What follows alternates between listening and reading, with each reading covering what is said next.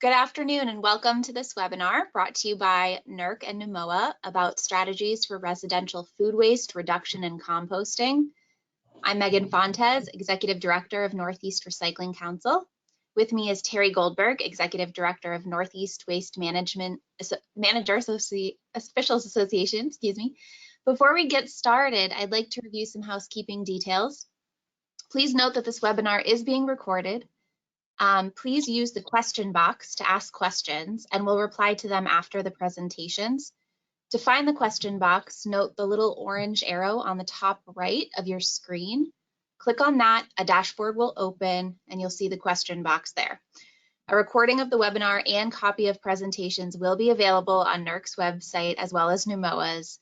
Following the webinar, you'll receive an email with a link. We have three terrific presenters this afternoon. Presenting first will be Lisa Piering, who is a recycling specialist at the Onondaga County Resource Recovery Agency, or OCRA. She performs outreach and education for schools, community organizations, contributes to the newsletter, develops and executes related projects for the agency, and she holds a master's in environmental education from NYU and a master's in natural resource management from SUNY ESF. Before joining OCRA, Lisa was an educator with the Wave Hill Botanical Garden in the Bronx and served as a Canvas director for a New York State environmental nonprofit. After that, Krishana Abraham Petri, she is the project staff at NUMOA supporting the Interstate Mercury Education and Reduction Clearinghouse, helping its 14 member states implement mercury education and reduction legislation and initiatives.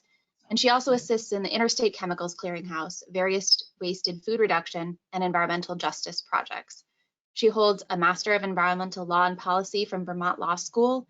And prior to joining NUMOA, Krishana worked at the Massachusetts Office of Technical Assistance and Division of Conservation Services, focusing on incorporating environmental justice in each agency's daily work. Finally, we'll hear from Brenda Platt, who directs the Composting for Community initiative at the Institute for Local Self-Reliance, where she has worked 35 years. Her current focus is advancing a distributed composting infrastructure that encompasses composting at homes, community gardens, farms, and other venues. She has authored numerous reports, including Stop Trashing the Climate and Growing Local Fertility, a guide to community composting, and has worked on local, state, federal policy to support composting. Brenda's a trained composter. She trains others. She's nationally known for her work documenting the jobs through reuse, recycling, and composting. And in 2017, the U.S. Composting Council awarded her H. Clark Gregory Award for Outstanding Service to Composting Industry through Grassroots Efforts. In 2022, the U.S. EPA recognized ILSR for its community composting work. And Brenda carries a BS degree in mechanical engineering from the George Washington State University. All right, so let's get started with that. Thank you. So Lisa, I'm going to make you the presenter. You should have your slides ready to go as soon as this happens. So you'll get a message, and then you click yes, and well, hopefully it will work.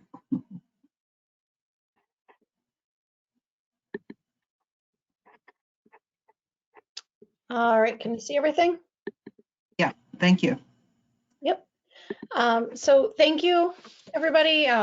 As she said, I am Lisa from Onondaga County Resource Recovery Agency. We usually go by OCRA to make things simpler. And in our local, what our agency helps with there, we have 33 participating municipalities in the Onondaga County system. Our largest city is Syracuse. And my colleague in this project has been Krishana, who will be presenting on the Ending Food Waste in East Boston initiative. Today I'm presenting on Use By Is Dated. NUMOA and OCRA partnered on an End Food Waste initiative to engage new American communities to reduce food waste and conserve household expenses. Food waste encompasses larger environmental issues, including diminishing landfill capacity and climate change. Food waste contributes to greenhouse gas emissions by releasing methane, which is a short-term higher CO2 equivalent. This project focused on prevention of food waste before it becomes waste at the residential level. And this project was funded by the Environmental Protection Fund through the New York State DEC. There we go. So the history and summary of the project. The project was developed by our former recycling director, who's now retired after 30 years with the agency, and our former recycling specialist, who's now an enforcement officer, along with NMOA's executive director, Terry. It was written prior to the COVID-19 pandemic, so we have modified some aspects along the way to accommodate changes in how we all live and to better reach new Americans the project was designed for. And we'll talk more about how we adapted the project as we go through the presentation. Two major objectives of this project were to create fun informational handouts as well as 2 short videos to educate Onondaga County residents and beyond on meal planning tips and date labeling myths. The target audience was new Americans and recent refugee immigrants, and we worked with organizations including Interfaith Works, who was especially supportive and shared information on the populations they serve, for example, where refugees have come to Syracuse from and the conditions that displace them. We also work with Catholic Charities, RISE, which stands for Refugee and Immigrant Self-Empowerment, Brady Farm Market, and CNY Latino. We translated all of the project materials into 5 languages: Arabic, Nepali, Somali, Spanish, and Swahili. And we worked professionally to translate the materials. And as we did that, we had local native speakers review the drafts, which helped ensure the correct dialects were used. And we were able to offer a stipend for their time. So as far as the dialects, for example, Swahili and Arabic are both spoken over very wide areas. In some cases, the wrong dialect might be equivalent to the difference between American English and British English, but in other cases, it could be the equivalent between the difference of American English and German. So we made sure that the resources would be understood by using Latin American Spanish, Levantine Arabic, and Congolese Swahili.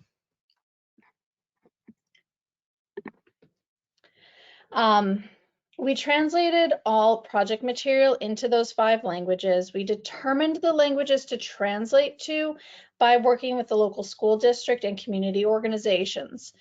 When developing the handouts, we thought it would be fun to include simple recipes. We developed the recipes by working with the local food bank and based them on food items that the food bank has in abundance.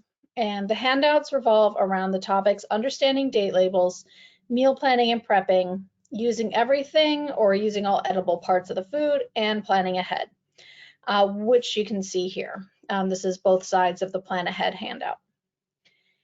And the handouts are printed with the topic-specific tips on one side, the recipe on the other, and were displayed and handed out at various exhibits that I attended, including farmers markets and other local events in the county.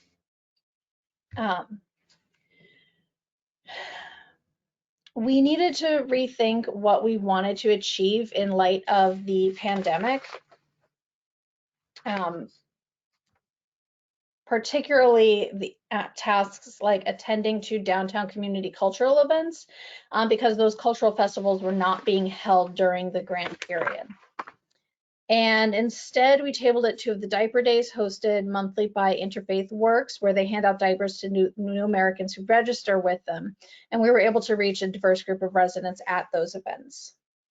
We made presentations to Catholic Charities English class and at community gardens run by RISE for new Americans. One of the main things that we learned from this was that while most of the participants were familiar with the messages about using everything, some were able to learn more about how to use refrigerators in their freezers to make food last longer. And almost everybody, regardless of their background, has been surprised to learn about date labels. We also modified the task of tabling at farmers markets when we found that the cards that we were able to hand out there were primarily in English. We completed the task by tabling at a local downtown grocery store with a Spanish interpreter. And we would love to share with you the videos that we developed through this project. The first is on meal planning and other tips, like how to use leftovers. We'd like to note that the video highlights a statistic that 40% of food is wasted, and would like to supplement this, that this includes all sources of food waste, including during and after harvest at grocery stores and residential waste. So I'm just going to pull up, this is that video. The federal government estimates that almost 40% of food produced in the U.S. is wasted every year. That's equivalent to 125 to 160 billion pounds of food wasted. It's not just food that's wasted, but also the water, labor, energy, and money used to make the food and get it to you. Here's what you can do to help end food waste. Meal plans are a great way to use what you already have and keep to your grocery budget. The whole family can create it together. When deciding what to eat, save space for leftovers or have them for lunch. That way you won't end up throwing away any food. Use your grocery list to prevent any impulse buying so you only get what you really need and save money. At home, save veggie peels and scraps by freezing them to make stock or broth. You can also use scraps for pesto and salsa. Taking these small steps makes a huge difference, both for our wallets and our planet. Try them out now, and together we can end food waste. The second video explains the myth of food date labels. To connect the two videos to the project, both videos begin with the same introduction, but for time's sake, we're starting the video right after the introduction. It's important to understand what date labels on food packaging really mean. Date labels usually help stores decide when to sell items, not tell people when to eat them. There are no rules for how these dates are set. The use by, sell by, best if used by, and other dates are determined by the manufacturer. Date labels are not related to food safety and don't always reflect the true condition that food is in. Date labels are not regulated by federal or state laws, except for infant formula. When the date on a label has passed, the food can still be safe to eat. This can result in throwing away perfectly good food because the date label has passed. A better indication of whether food has spoiled is by its condition. Most foods are still high quality and safe to eat for some time after the date on the label. Examples include yogurt and cheese, over 7 days past the date on the label. Eggs, over 3 weeks. Canned or boxed food, over 3 months. It's safe to cut off mold on low moisture foods, like hard cheeses. Be sure to cut at least a 1/4 inch away from the moldy area. However, high moisture and porous foods like soft cheeses and bread should not be eaten if you see mold on them. Whenever possible, compost food that cannot be eaten. Ask your local waste agency for how and what to compost. Test your eggs by placing them in water. If they float, they are bad. If they sink, they are good. Store new food behind what you already have to make sure you use up older food while it is still good. It's safe to drink milk until it starts having a bad smell. Remember to trust your senses when determining if food has gone bad. Taking these small steps makes a huge difference, both for our wallets and our planet. Try them out now, and together we can end food waste.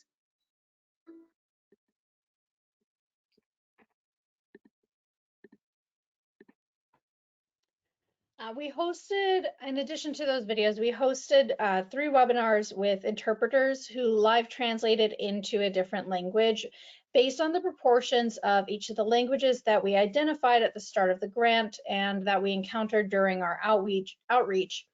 We translated one webinar into Spanish, one into Somali, and one into Swahili. I presented the tips on the cards, shared the videos, and featured a cooking demonstration from the Central New York Food Bank. The demonstration focused on tips for cutting veggies to minimize waste, spoke to modifying recipes based on what you have, and how to properly manage leftovers for the fridge and freezer. The webinars were recorded and will still be available on NMOA's YouTube. We wanted to engage the audience in a way that would help us understand what viewers' understanding before and after the webinar was. We wanted to find out what tips they were sharing and make sure that they were simple enough that folks could start trying them out right away. We chose the virtual format because we anticipated that English-only speaking population would also benefit from the information and to accommodate as many people as possible with regard to varying health and healthcare situations. So the feedback from the outreach, we had a total of 245 handouts. As you can see the breakdown here. Many of the residents indicated that they were, that the date labels was the most relevant information. Some of the folks indicated that they didn't really like heating up leftovers using the microwave, but they really liked the ideas in the handouts about taking old food and turning it into a new dish, maybe a stir fry, maybe egg scramble, or different types of kind of reworking things into a new dish to make it taste fresh. But again, the biggest thing that was the most surprising for folks was the information about date labeling.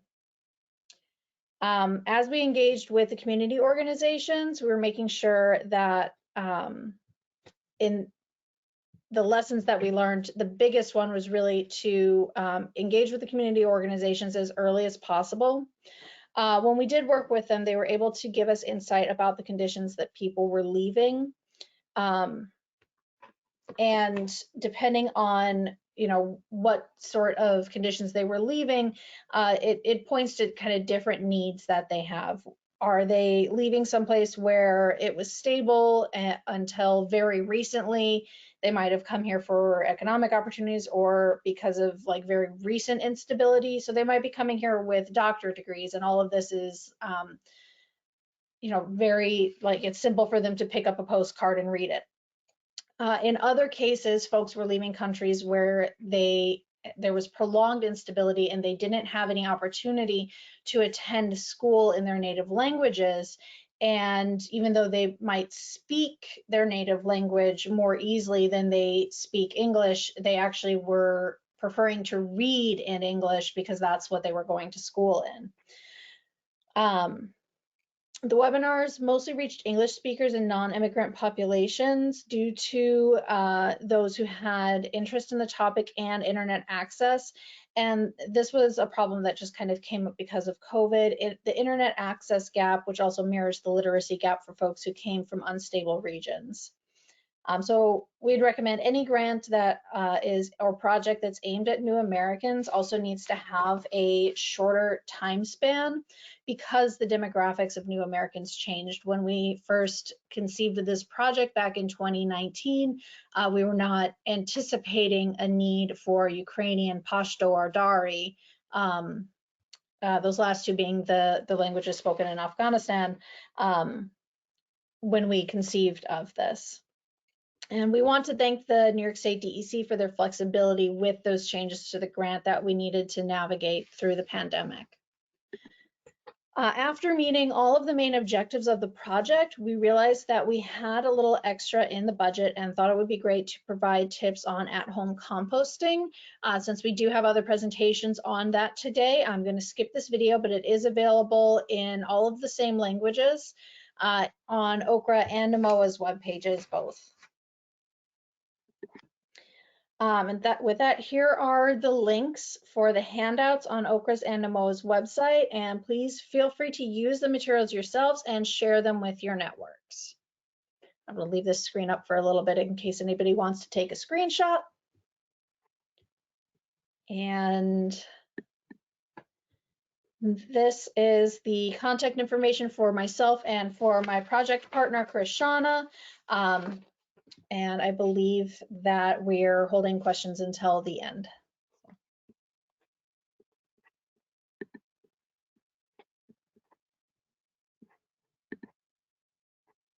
So Krishana, are you going next?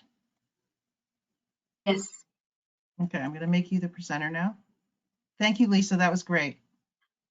And if we have a little time at the end, maybe we'll look at the compost video if we have a chance. Okay. Go ahead, Krishana, you're up. All right. Can everyone see my screen? Or Terry, can you see my screen? Yeah, but you need to go into the, there it is. Okay, looks Okay. great. Great. Turn my webcam on here. Hi, everyone. My name is Krishana Abraham Petrie, and I work with NUMOA, and I also worked with Lisa on the project she presented on, which focused on the prevention of food waste before it becomes waste. NUMOA also worked on a end food waste initiative in the East Boston community of Boston, Massachusetts, which really focused primarily on education and food rescue. So we're really excited to have worked on both of these projects. We partnered with the Maverick Landing Community Services, or MLCS, on this project, and we're excited to share it with you. So the main objectives of the project really were to advance food waste reduction through food rescue initiatives, engaging young professionals and the youth that MLCS hires, as well as community members on food education, various topics of food education, which I'll mention a little later on in the presentation, while celebrating food throughout the East Boston community. East Boston's a very diverse community, and we share our culture by sharing our food, and that was something that was really valued by residents, and we really wanted to amplify that throughout the project. Just a little background on East Boston for those who are not familiar with it. East Boston meets all three criteria for Massachusetts to be considered an environmental justice community. Their income is under 65% of the median income. They have a high minority population, and they also have a high population that is linguistically isolated. So family members and residents who are over the age of 14 that do not understand English very well. As I mentioned, they are a very diverse community, with a majority of the population being from the Latinx heritages, a decent amount of white or Caucasian, as well as Black and African American, Asian, and others that are multiple races. East Boston is also located on a peninsula that shares a home with Logan Airport, faces high levels of particulate matter and air pollution. So because of its proximity to the airport, residents are really concerned with various health issues such as childhood asthma.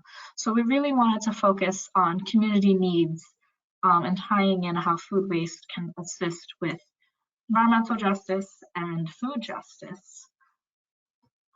So Maverick Landing Community Services partners with a local food distributor who rescues food that would otherwise be sent for landfill or incineration, that is still perfectly good for a few days, still safe to eat, and still very nutritious. MLCS started doing this during the COVID-19 pandemic when they realized their most vulnerable populations continued to be hit the hardest during the pandemic. They started a weekly food distribution day to distribute the food that was rescued. And they didn't offer it for free because they recognized that communities like to be empowered. So they offered the food at very low cost so that folks did not feel like they were getting a handout, or that they were capable. So it amplifies the autonomy of communities. Whatever they weren't able to hand out to their residents on the day, they were able to donate to other groups in East Boston and organizations that could benefit from it, and whatever couldn't be donated additionally was sent for composting through the City of Boston's Project Oscar program. We worked with MLCS's youth workers to create an educational plan around the topics of an introduction to agriculture, so understanding the upstream and downstream processes of food, as well as a life cycle assessment of foods. Food security and recovery, so understanding the importance of how food insecure neighborhoods can benefit from recovered foods. Community gardens in urban settings, so understanding how community gardens can really amplify and address food insecurity.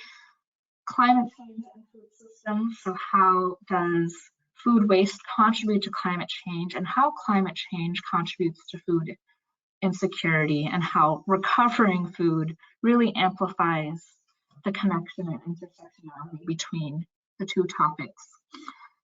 We then had a local chef session where a local East Boston chef who had a focus on sustainability presented to the students, very similar to the food demonstration in the Okra webinars, on how to use all parts of the food, how to use foods in season that are local, as well as how to create foods from our lovely rooted vegetables that a lot of our immigrant and low-income communities aren't familiar with because it's not native to their home country, to create a delicious meal. We found through the food distribution day that there was a lot of vegetables such as zucchini or squash or turnips, where the residents really had no idea how to prepare. So we thought it would be really beneficial to educate the youth to be able to educate their families and share that amongst their community. And lastly, we held a celebratory event to celebrate the different cultures in East Boston and bring them together with a food recipe challenge where we had residents sign up to create a food that best represents them, their staples, you know, where the youth were able to judge it, we were all able to taste it, and really have them just connect with other members of the community around celebrating their culture and celebrating food. There were a lot of impacts throughout this project.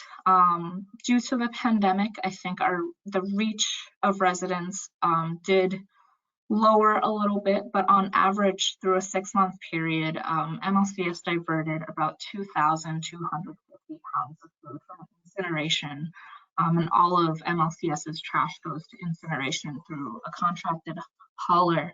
And that's really impactful when you use different impact calculators to recognize that we're reducing over 3/4 of a ton of carbon dioxide equivalents. We're saving over $45,000 of water, gallons of water, and we're recovering over 1,800 meals per month. And that's really, you know, that 1,800 meals recovered per month is a really impactful number because we can recognize how much food is wasted that is perfectly fine and how many families we can feed.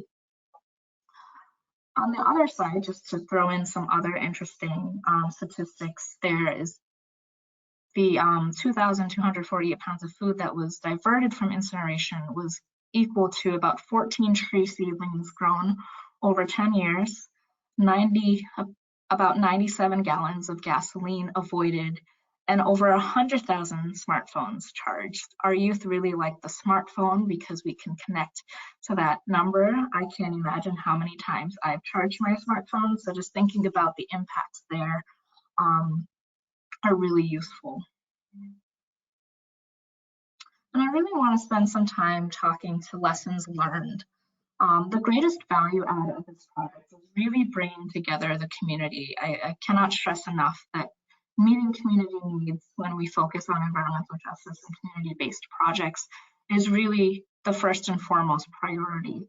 And working with a community group and residential housing assistance group like Maverick Landing really brought together the concept of ending food waste while also feeding our most vulnerable populations. And that also shows that it's really important to engage with them about the problems associated with wasted food, particularly the connection between greenhouse gas emissions and how climate change affects coastal communities. It was the workshop that we found was most engaging for MLCS's youth workers. They were really particularly interested in climate change, and they understood how their city as a coastal community was impacted by sea level rise.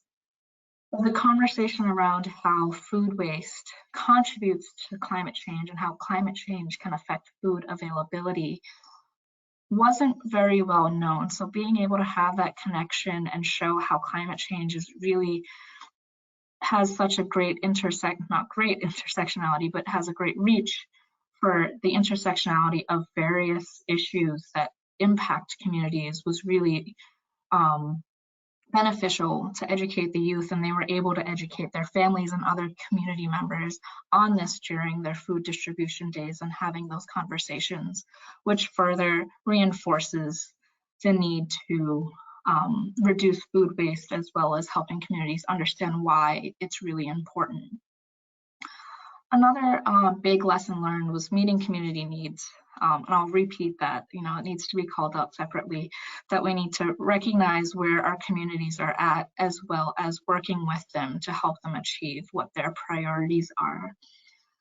And then adapting your processes and being open to change.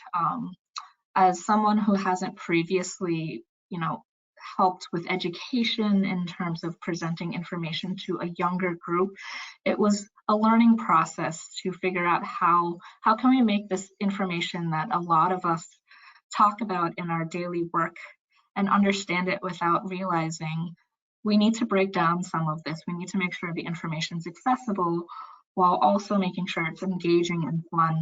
And climate change and food waste is not going to be fun for most people, but we can make it understandable. And with that, as a short presentation, this is my contact info. I'm really happy to talk about this project and the Okra project with anyone who is interested in doing so. So thank you. Thank you, Krishana. That was great. I'm gonna make Brenda the presenter now. Take it away, Brenda. All right, thank you. Let me just. While Brenda's setting up her slides, I wanted to continue to urge people to post your questions. Some questions are coming in, and these are really good questions. Keep asking away. It's great to hear, what people are thinking about. So go ahead, Brenda. Thank you. All right, thank you, Terry. I was asked to present today on community composting, in particular in urban areas. We've been, for those of you not familiar with the Institute for Local Self-Reliance, we've been working on composting and food issues for a number of years. We work in other sectors of the economy as well. These are just some of the resources we have available on our website, so please check them out. I will point out, even though I'm not talking about home composting today, so I hope we have time to show the video, that we did do a guide a few years ago called Yes in My Backyard, and it was a home composting guide for local government. So if you're with local government, you might find that of interest. We've been in this space for a while. I think we wrote the first EPA national guide on don't throw away that food back in the late 90s, where we laid out all these strategies about food waste prevention and rescuing food to feed people and backyard composting. There was a whole bunch of case studies in a series of reports we did in the 90s. We documented the importance of composting at any level to reach high recycling levels if you're a local community. So you can't get to beyond 40% or even cutting the waste stream in half if you're not looking at composting. And now if you're striving for zero waste or getting beyond 50%, you really need to be looking at food waste to get higher levels. So you may be familiar with US EPA's food waste hierarchy. Of course, it's got source reduction at the top, feeding hungry people, feeding livestock.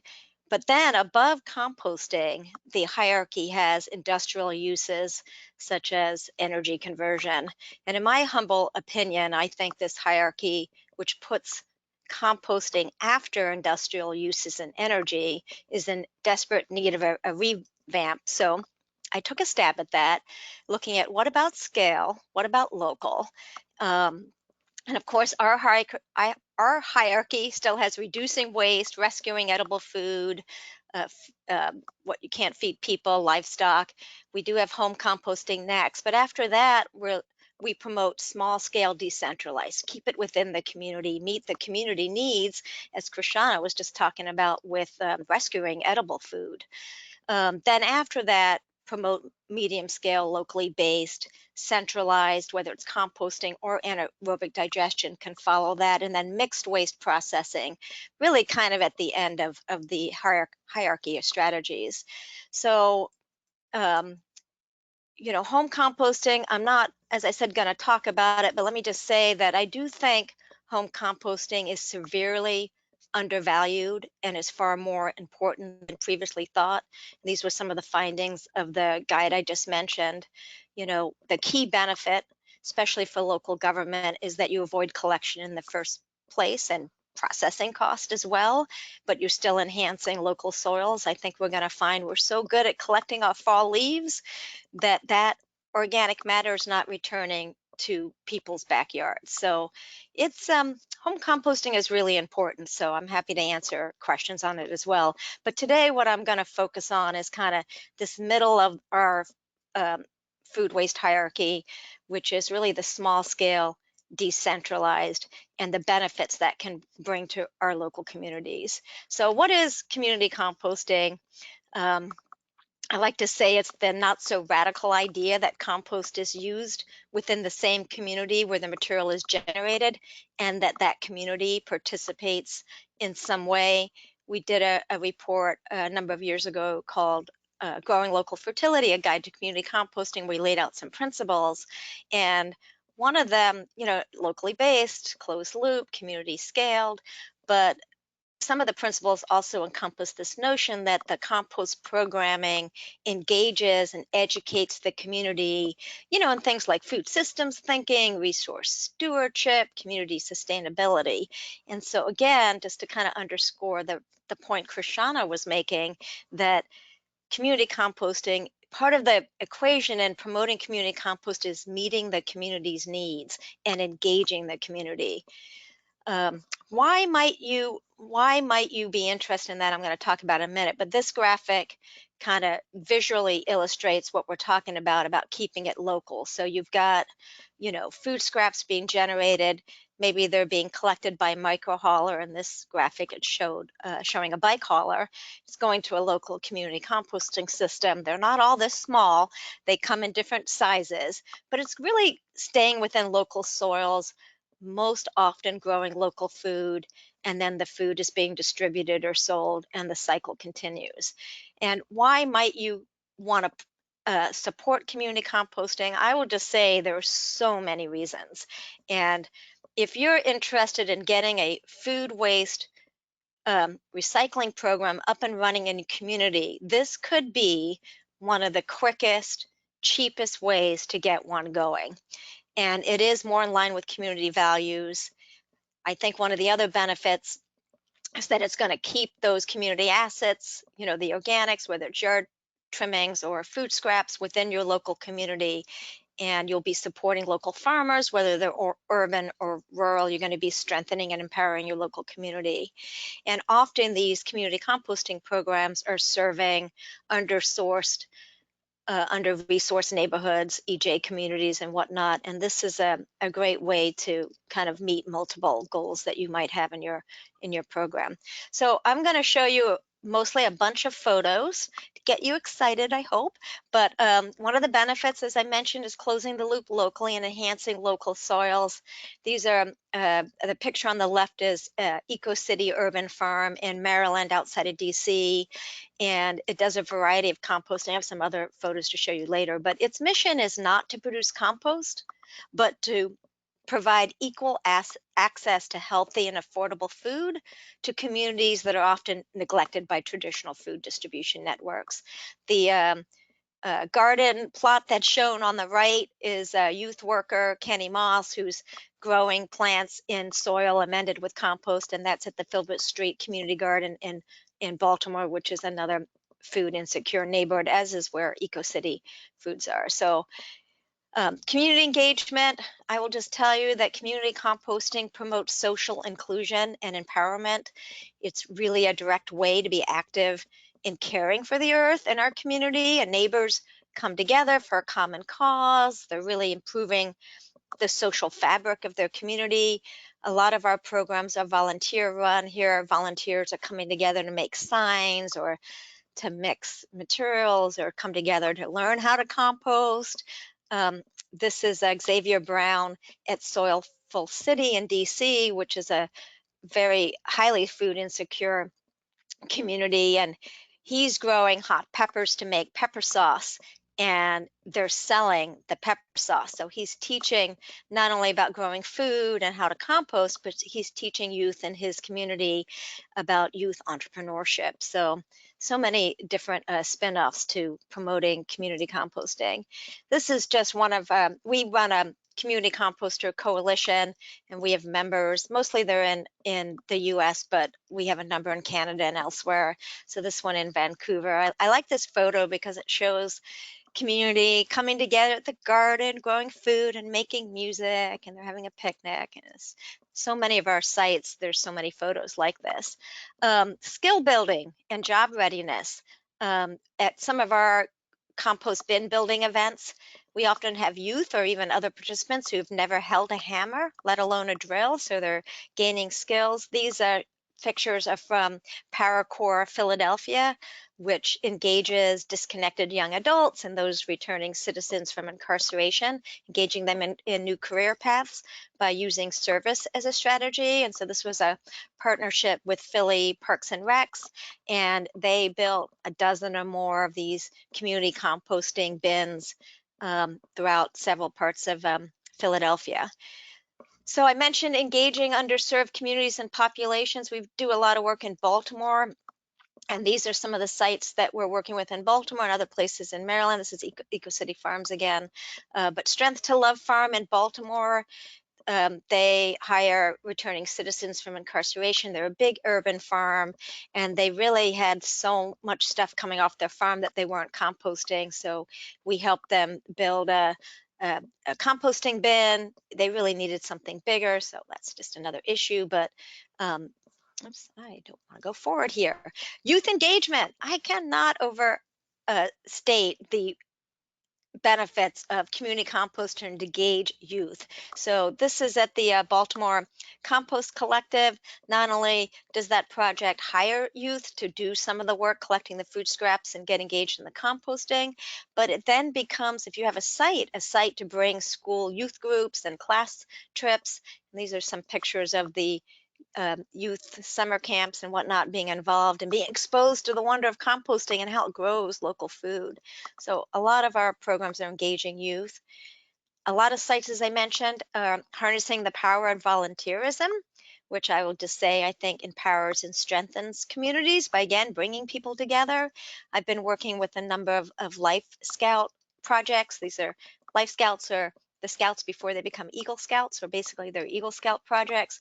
This is one in Montgomery County, Maryland, that I helped them build a bin at a youth garden, but I've been involved in a number of these projects. This is one of our sites in Baltimore, Hidden Harvest Community Farm, which I love. And what I want to point out, let's see if I can use the cursor without advancing my slides, but part of this, it is a hidden harvest, but part of this garden here on the right is a natural dye garden. So they're growing indigo and amaranth and yarrow and marigolds and other plants to dye fabrics. And then there's a warehouse here, and they're drying the dyes. And it's a great partnership with the local Design Institute college. In the alley here, they have a fridge for rescuing edible food. And over here, they have a compost cooperative. On Saturdays, the neighborhood can drop off food scraps. So can talk more about this initiative, but I love that it's kind of connecting different elements of not only food reduction and food rescue, but also different elements of local self-reliance, as you might say. One of the things I want to let you know is that we have a composting for community map where we're tracking the growth of community composters around the country, and you can click on any one of these teardrops and learn more. You can see we have a lot in the Northeast, but you can just select the bike haulers so you can see where the bike haulers are. You can select urban farms or community gardens, or the pink here is worker-owned cooperatives, and you can see where those are. We track the different types of community composters. This just shows a breakdown by type. And we did a census this year, which we'll be releasing early next year. So this doesn't have our updated data from 2022, but you can see was a huge jump in 2020. Most of our members are micro haulers, are operating at community gardens. I want to just share with you that this shows the pounds of food scraps per week that members of our Community Composter Coalition handle, and many of them are handling very small amounts. Sorry about that. I'm going to try not to touch my cursor. Many of them are handling small amounts, but I think what this does is underscore that you can begin food waste composting if you're supporting local community sites at community gardens, and it doesn't have to be a lot. You don't have to have a big investment to get them started.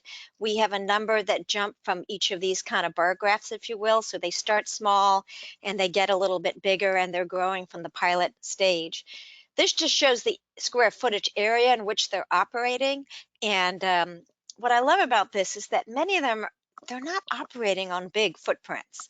So again, if you're in a community, say, oh, we can't do composting because we need a 50-acre site.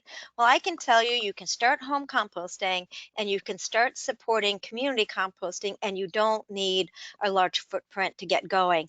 I will share with you that one of the biggest obstacles and challenges that community composters are facing is long-term access to land on which to compost. So they would like more land than what's shown in this graph. All right, so now I'm going to just show you a bunch of photos of some community composters. I'm going to start, since a lot of you are in the Northeast, with some of our Northeastern members.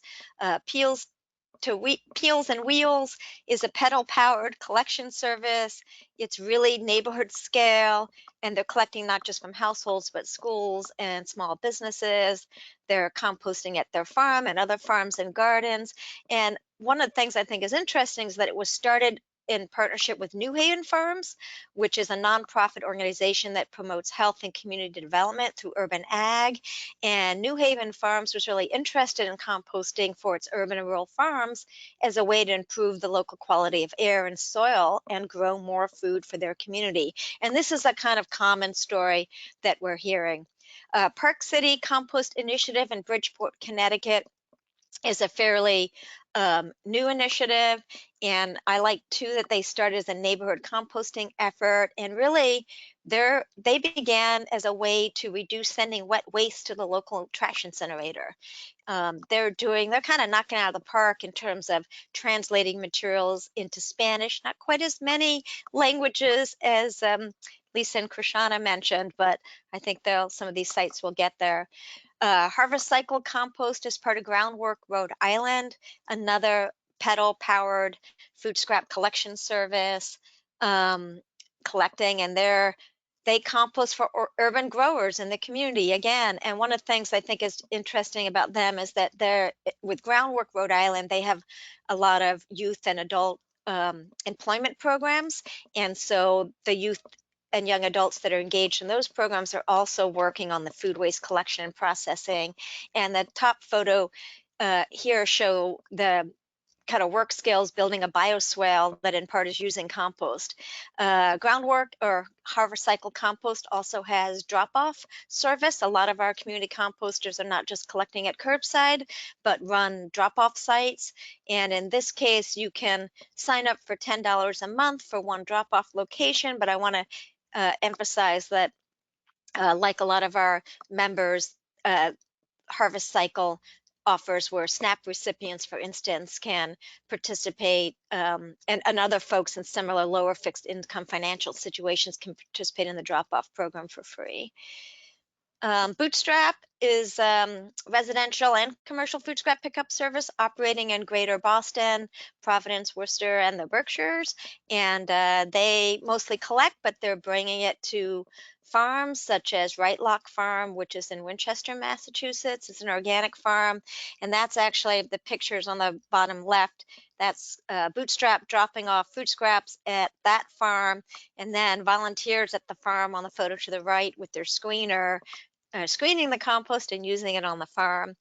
And one of the other things I think is interesting, this is a good example of how these community composters are supporting other kind of mission-driven goals is they have a partnership with Triangle Incorporated, which is putting people with disabilities to work, and 3 days a week they have a number of individuals working in their warehouse.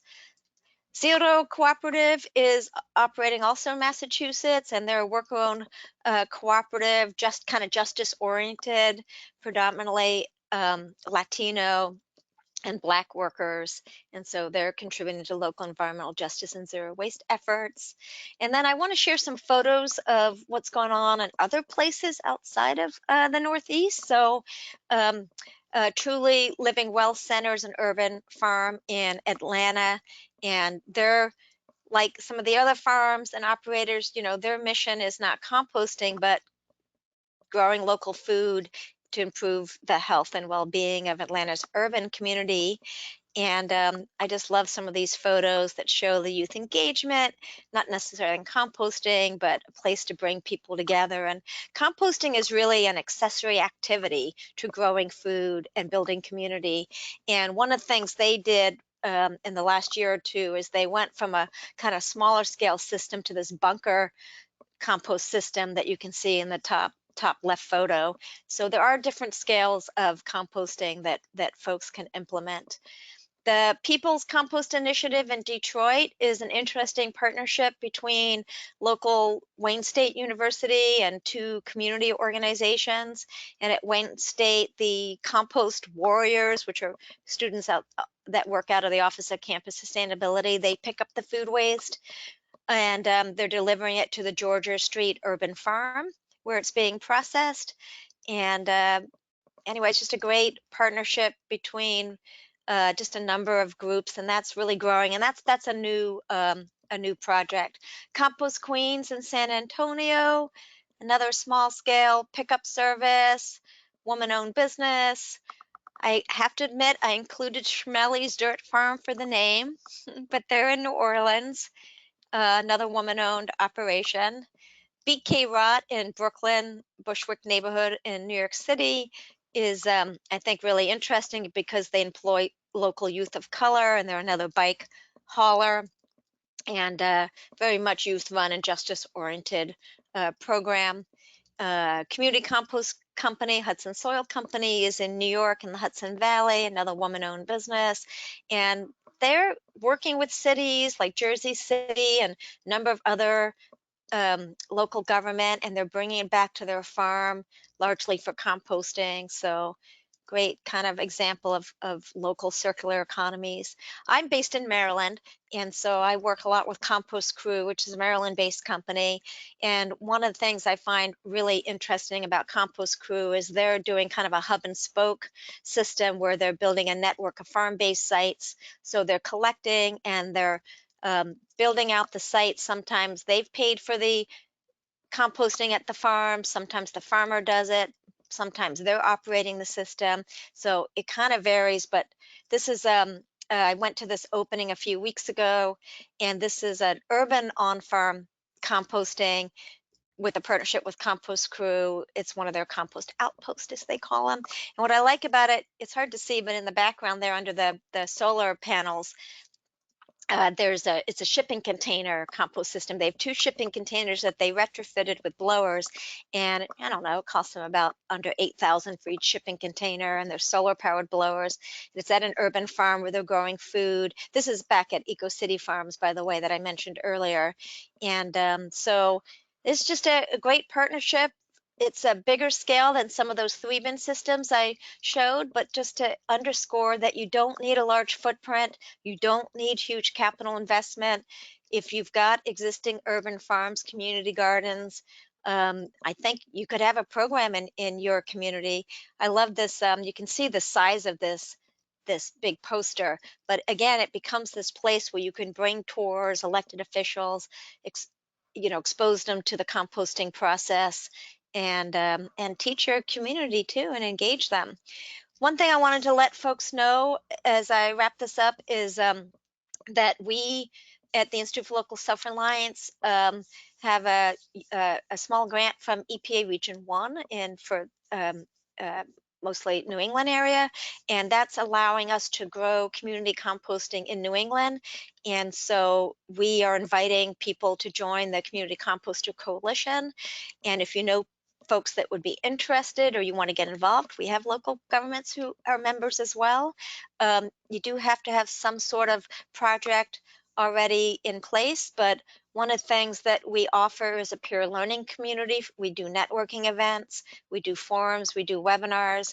So we just started these fall. This is this peer learning community where people talk about an issue they care about and people can weigh in. The other thing we are offering is we have an online community composting 101 certificate course.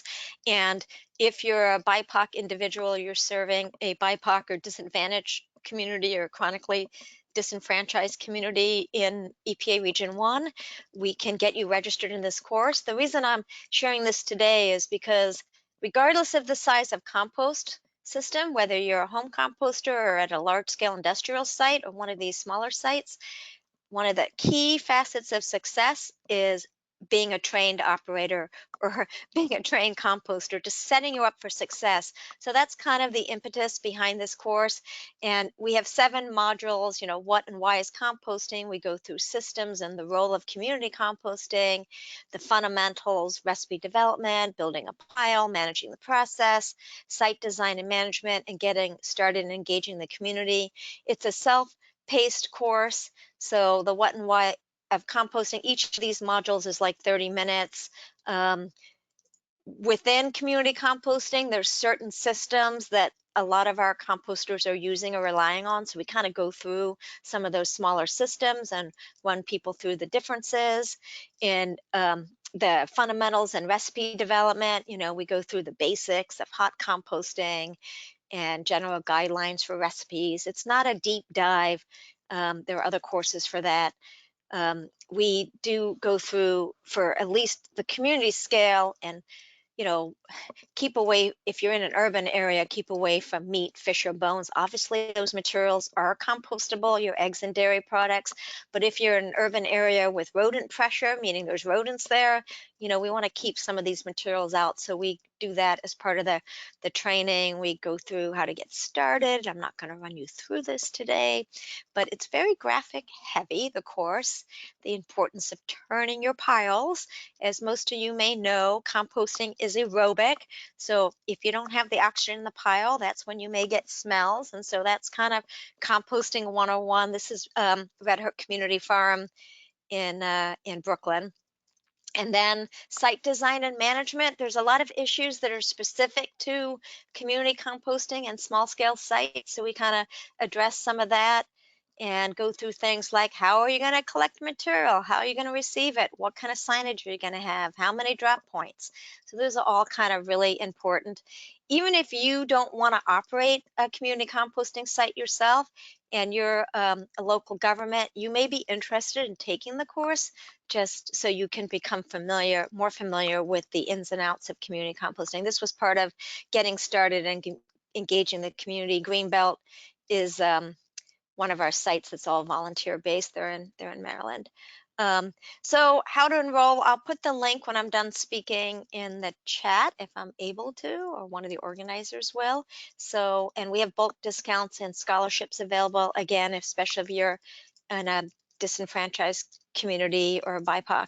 So we also have other tools available. We've been providing templates for signage. These signs can all be printed on a typical lawn sign size. So this is just Hidden Harvest. We did a bunch in Tennessee and Nashville. That included QR codes. There's a variety of the different signs for what's acceptable or not. So I just want to let people know that we have these templates available. It can be somewhat customized, how to drop off food scraps so you don't have to invent the wheel. And then what I'm going to just wrap up with is just kind of finish up on how you can help and what the biggest challenges are. And I know you can't read this, it's probably really small, but the big, the question was to our community composters, what kind of public and or private sector assistance would help your operation? And that the tallest bar there is policies to encourage composting. So, and I think this is true for any composter, regardless of size, is running into kind of institutional barriers with policies. The other one is on the far left, long-term access to land I mentioned, and the other top bars really have to do with financing. It's grant writing assistance, startup funding, fiscal sponsorship, other financing. To meet some of these needs, we do a series of webinars ourselves that just focus on how local governments can support community composting. So you can check those out. We've gone through, zoning or contracts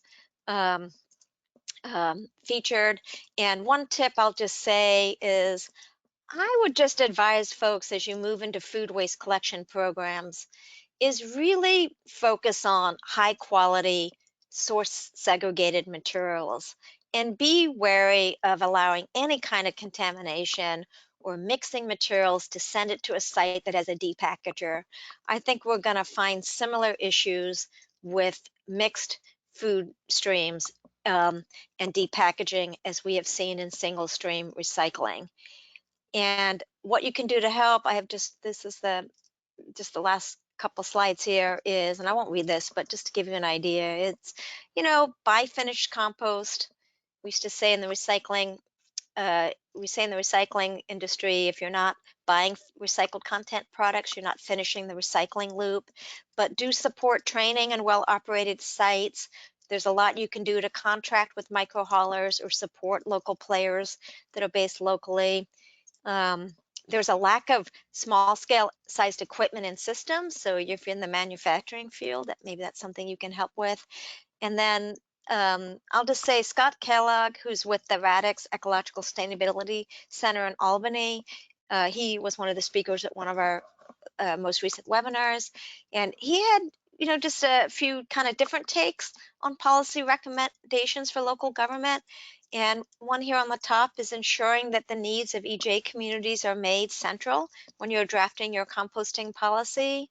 And like what ILSR advocates, do make sure that you're, coming up with a strategy that that allows for decentralized local composting and doesn't privilege just large scale industrial. And simple things like getting those browns or wood chips available can be helpful. So that's all I got today. So back to you, Terry. Wow, Brenda, that was a whirlwind. Loved all the pictures. Those were great. All right, so if Lisa and Krishana can put your webcams back on, we'll go into we've got a lot of questions. So let's get underway with the questions. I'll put my webcam on. All right, so this is for you, Brenda. It came in very early in the webinar. What's the best way to compost vegetable waste by reducing odors without attracting flies or rodents? You brought this up a little bit just now. How do you find composting firms taking it or selling in zip code 60629? That's a very particular place. Are pesticides, BPAs, and or PFOAs or PFAS something to worry about? Lots of information. Okay, so back there. I might need you to repeat some of those questions again, but just on the first one on odors and fruit flies and, kind of vegetable scraps. So one of the things that we teach people, whether you're a home composter or a community composter or dropping off, is always cover your food scraps. So you want to cover some of the drop-off sites will actually have a separate bin that's just wood chips. So as people are, if it's a drop-off site, not even a composting site, if people dropping their food scraps into the, toter for collection, encouraging them to get the scoop and cover it with wood chips. So that'll just help on the collection side and also in your compost bin. You never want to just dump and run. You can compost for home composters at whatever level is comfortable to you, which is, I try to make it easy for folks. If you don't want to turn your pile, you don't want to water, at least just if you're going to be a dump and run person, be a dump and cover and run.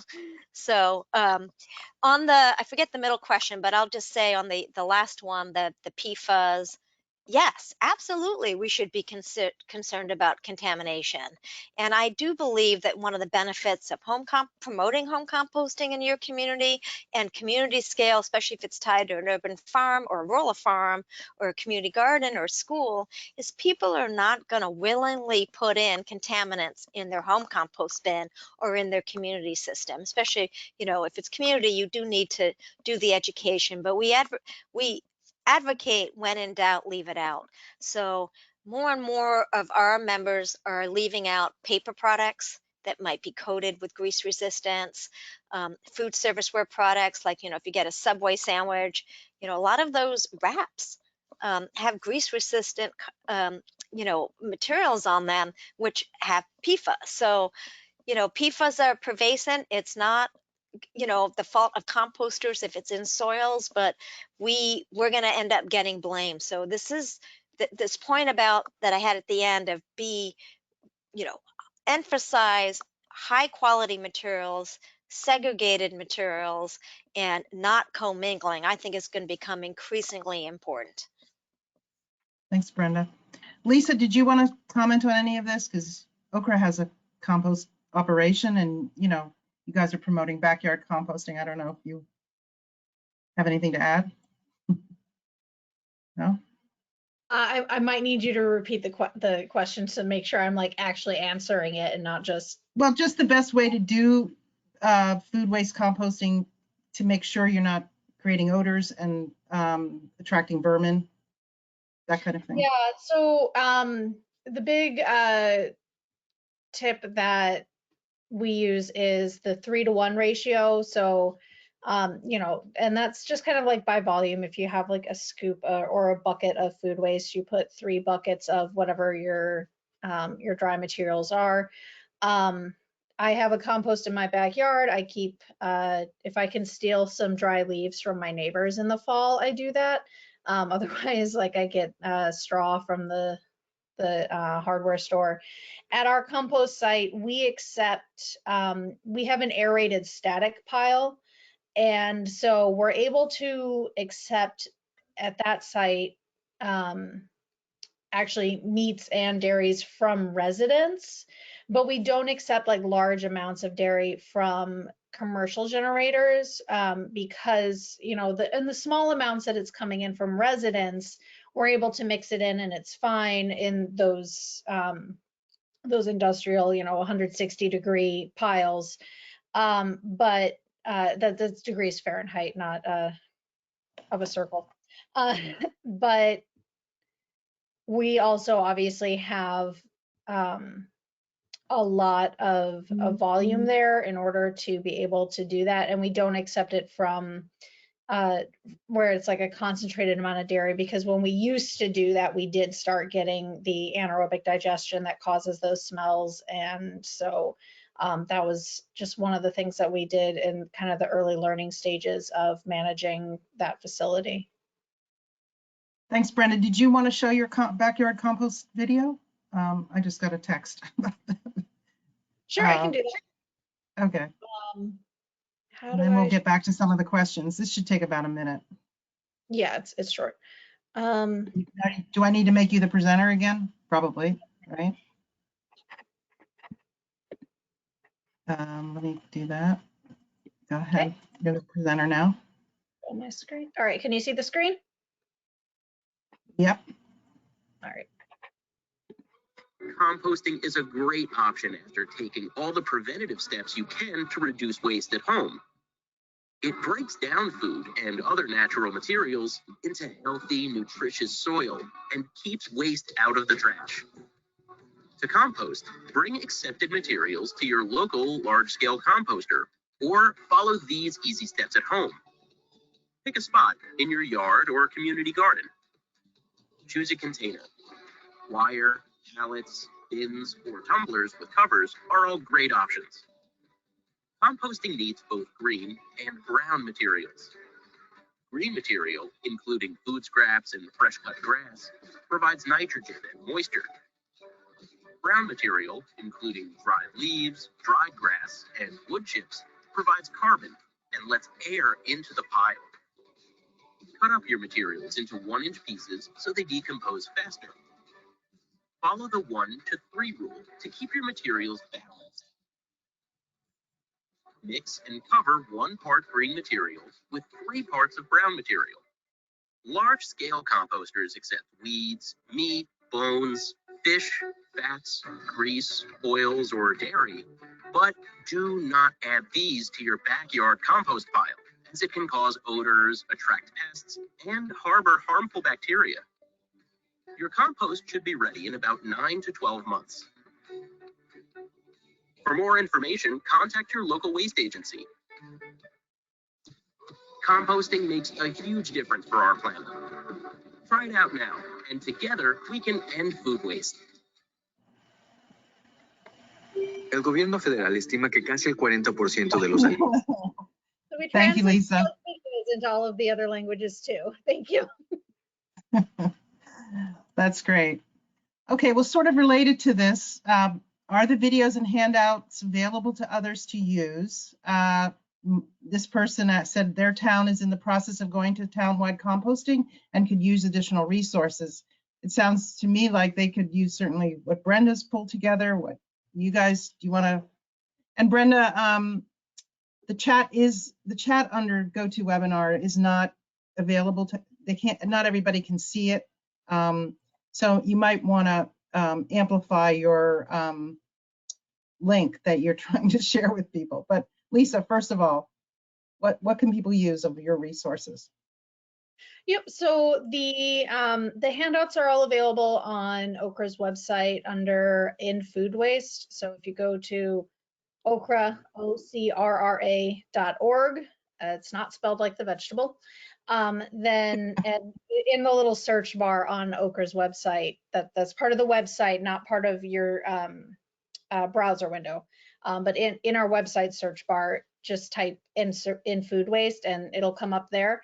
And on Okra's YouTube channel, we have everything, all of the videos there.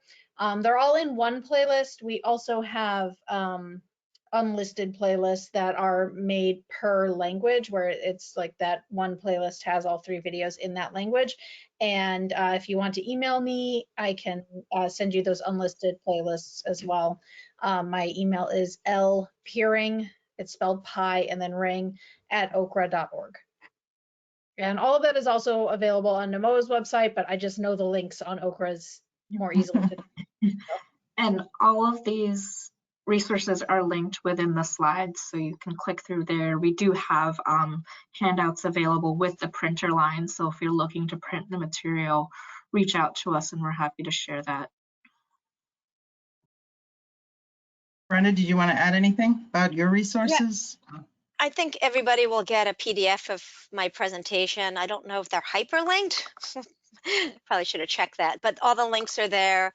You can go to our website, ilsr.org/composting, and I think you'll find most everything there. Great. So this is sort of a big picture question, and I know, Krishana, you've looked at this, so maybe you can take a stab at it, but others can join in. Of the 40% food waste, statistic that, we all talked about, is there an estimate of what is attributable to the consumer? And I've seen these breakdowns, but I wanted to hear what, you guys have done in terms of this. Yeah, the breakdowns, I know there's a lot of numbers floating out there, which is why Lisa, when sharing that 40%, kind of shared that, it encompasses all parts from agriculture to packaging and food waste from grocery stores and restaurants, etc. Consumer from that bigger 40% is about 20 to 25%. You'll also see some of the newer studies. That is a statistic from the the 40% is a statistic from the USDA back in 2019. So there are some updated studies that show residential food waste has, at least in the US as well, has gone up to about 30%. Okay, anyone want to amplify that at all or add anything? Go ahead, Lisa. Kind of to add to that, Okra did a waste Q&C a few years ago, and we found that organics were 35% 25% of the trash in Onondaga County, and of the whole food waste by itself was 21% of our entire trash in the county. So even with, you know, obviously there's a lot of food waste happening before the consumer level, but if you're looking at it from the perspective of what are the large chunks of MSW that we can divert from, in our case, a waste to energy facility, or in other cases, a landfill, organics and food waste are really significant portions of it that can be dealt with in the same way under like one big strategy. Thanks. MSW stands for Municipal Solid Waste. It's all the trash that we all create. Yeah, one thing I might actually add, Terry, is Okay. you know, people don't often think that home composting can take a big chunk out of this. And I think, as Lisa said, you know, food scraps, food waste alone is like 20 to 25% of any local community's, you know, municipal solid, you know, municipal garbage that's being generated. And so it's a lot. And a lot of it is coming from the residential sector. And I've been weighing my food scraps for a number of years now, much to the chagrin of everybody in my family, because I'm not allowed to touch anything. But I am lucky that I live in a community with curbside collection of food scraps for free. I don't have to pay, but I also, you know, home compost. And I can share with you that 74% by weight of all the food scraps that my family of four generates, I am able to home compost. So that's not going to translate to every household, of course, and not everybody is interested in home composting. But is it 1 in 10 houses that would be willing to home compost? You know, as we have an increase in interest in gardening and outdoor spaces, I think it's growing, having gardening and people wanting to spend time outside, and even at schools with outdoor education underscored by COVID. This is a growing this is a major opportunity to really encourage more of this home and community scale solutions to some of these problems. Thanks, Brenda.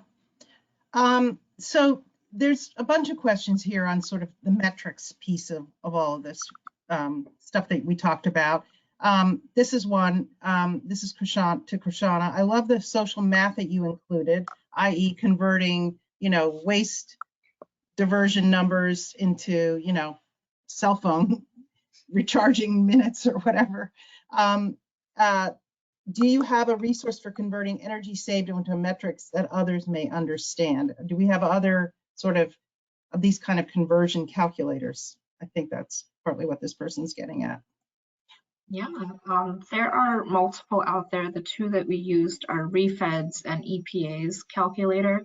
And the reason, you know, we pulled those out because the youth we worked with on the project thought that those were the most relatable stats. But REFED and EPA do also have a larger list of equivalencies that they can, you know, they have, you know, we chose gasolines because it had a larger number, so it looked better. But they do have equivalencies of this is how many cars are taken off the road. These are how many, the equivalencies of, what's the other big one? It's not coming to me, but cars taken off the road is a really big one that people can save. You know, gallons of water is something that people can very easily understand. You know, the youth thought cell phones charge was a very interesting stat. But I get that that's sometimes not easily understandable. But I can research other equivalency calculators and share that with the group. Thanks, Krishana. So this is sort of a question, well, first for Lisa and then maybe Krishana. Can you guys share what the budget was for each of these projects? And was there a consultant support to help create the short videos? And can you share the name of the consultant? Yep, the videos were created by Luminous Studios. We did the competitive bid process as required, and they were great to work with. I was literally just looking at these numbers yesterday. I think we spent about what 38,000 on those three. I might be moving to double. Of course, yeah, we spent about 43,000 on the 3 videos. Videos are not cheap to make, and that was one of the things that we learned. We had to change around monies in the budget to be able to afford the 2 videos, figured out we had extra money in the video budget and was able to develop a 3rd. And just for benefit, Luminous Studios is based out of California, but they have headquarters in New York City, which is why we were able to work with them too. We tried to choose local vendors to New York State as the funding came from New York State. And they were a real pleasure to work with. They did all of the translation, they did all of the animation, and their animation crew was also based out of Ukraine. So working through that was definitely a challenge, but we made it work. I would also say that we did hire translators for all the handouts, and that we also procured those services, and we had, you know, some favored vendors who were or service providers who were in New York State, and also, you know, represented the kinds of communities we were interested in engaging in that project. So so that was that. Let's get to a question for Brenda. Brenda, you got some kudos, Brenda, that you've been working on this for a long time. Could you tell the name of the guide which places home composting at a higher value than previously thought? Yes, it's called Yes in My Backyard. You know, it's basically we call it the YIMBY report. Yes in My Backyard, a guide to home composting for local government. And if you go to, again, ilsr.org/composting, on the right of our website, there's resources. You can click on reports and it'll come with the report. You probably have to scroll down. But if you just Google yes, ! In my backyard composting, just on Google, you will probably find it. I'm not able to put the links since there's no chat, so. Yeah. Okay, let's see. Some commentary on composting. Is the Boston Food Residential Food Waste Program voluntary? And if not, will there be a movement toward making it mandatory in the future to strengthen the program? One of the things we did do in the program, it is voluntary, is, and Krishana can talk a lot more about this, is this was a low-income housing development, and we worked with the operator of the house, you know, the company that runs the housing development, on getting much more, you know, food waste segregation and composting services into the community. And Krishana can talk a lot more about that, and you know, how to strengthen the program. Definitely. So to speak to Boston's composting program, so they kind of started off a pilot for, I think, 6 communities in 2007 under Project Oscar, which I mentioned, where it was a large community posting bin where residents can go to, and they were in accessible areas close by to a bus or a train or major bus or train station. And that evolved into the curbside collection program, which is only available for residents in 6 units or less. I cannot speak to whether or not they intend on making it a permanent program, and so I highly recommend reaching out to their zero waste department there.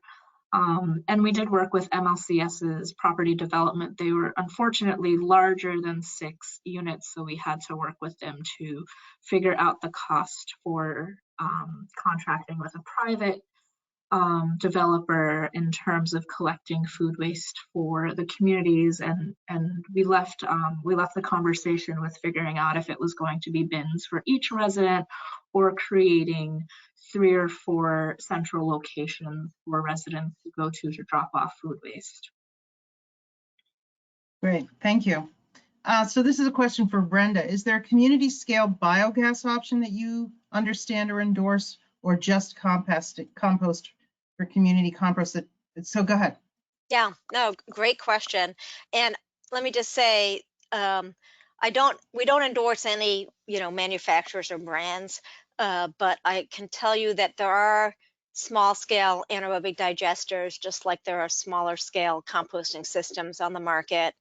And it is worth looking into for sure. I know there's one that's been in operation for a while in Bainbridge Island in Washington State, and it's on an island, so there's a restaurant there. They didn't want to have to ship their waste off the island. It costs more money. They wanted to be more self-reliant, so they have one of these smaller scale anaerobic digesters. It's kind of the size of a shipping container, and it produces the gas that the restaurant can use. And then the digest state, the solids coming out of the digester, they're actually composting and growing food for the restaurant. So nice little model of local self-reliance right there. And most of the history of AD has come from China and India and Asia, that have had for a long decades and decades small scale digesters operating at farms. So small scale digestion is not new. And we hear a lot about larger scale for food waste. And again, I think if you're starting out and you haven't gotten in this space, think about, are our programs privileging large scale industrial?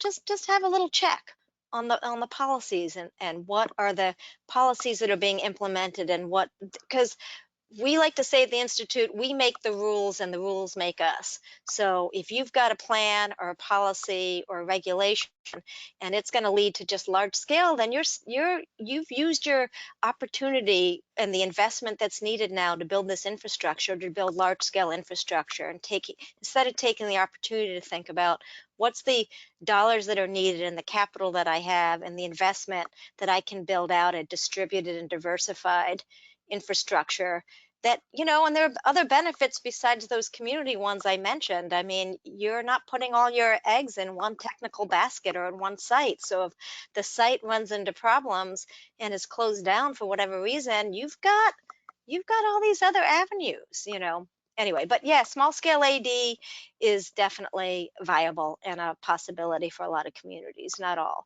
And there are trades and there are pros and cons, right? AD often is good with wet waste. So for food scraps, it could work, but you don't want to be sending your yard waste and wood chips and browns to a digester necessarily. So, there are differences. They're not equivalent systems. All right, so we're running out of time. I think we have maybe time for a very quick question, Brenda. And I'm sorry to all of you who've posted questions and we haven't been able to get to all your questions. Lots of great questions people are asking today. But I hope this is a quick answer. How could communities outside of VA Region 1 have a similar composting course to the one you described? Oh, anybody has access to the course. So there's my short answer. We do have bulk discounts and we charge, but we have folks like in Detroit that got grants to get their folks enrolled. So that example I gave in Detroit, all of those people were enrolled in the course and got trained and got scholarships to do so through grants. So yeah, available to everybody. Well, thank you guys. This was awesome today. You guys were great presenters. Really appreciate you taking the time to share all this great information with all of us. And I apologize that we didn't get to all the questions. We'll let the presenters, we'll give them access to these questions and see if there's any way we could sort of post some answers online. But want to wish everyone a happy holiday season. Again, thank you so much. You're welcome. Take care. Thanks for having us. Thank you. Good Yule.